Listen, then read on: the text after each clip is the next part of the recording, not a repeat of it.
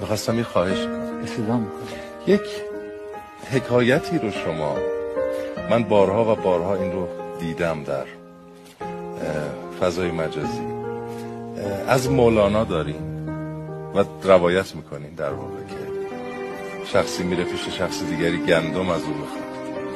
خیلی به نظرم زیباست و شما خیلی زیبا بیانش میکنید. اگر خسته نشدید این رو برای ما بگید که همه لذت ببرید.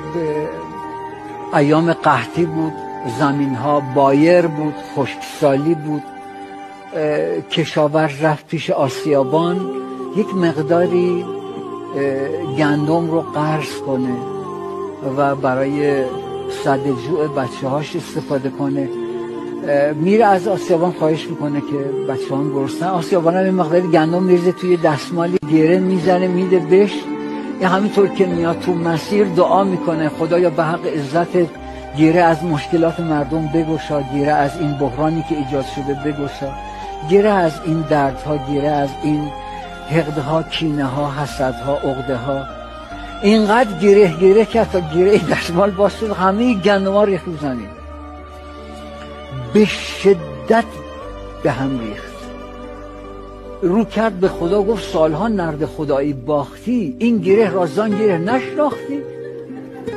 من تو را کی گفتم ای یار عزیز که این گره بخشای گندم را بریز؟ آن گره را چون نیارستی گشود، این گره بخشودن دیگر چه بود؟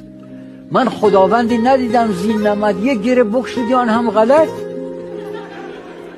الغرض برگشت مسکین دردناک، تا مگر برچیند آن گندم ز خاک. برگشت گندم‌ها رو جمع کنه، چون برای جستجو خم کرد سر، دید افتادی یکی همیان زر. همون جایی که گندم‌ها ریخته بود کیسه زری رو پیدا کرد. یه صدایی در درون بهش گفت تو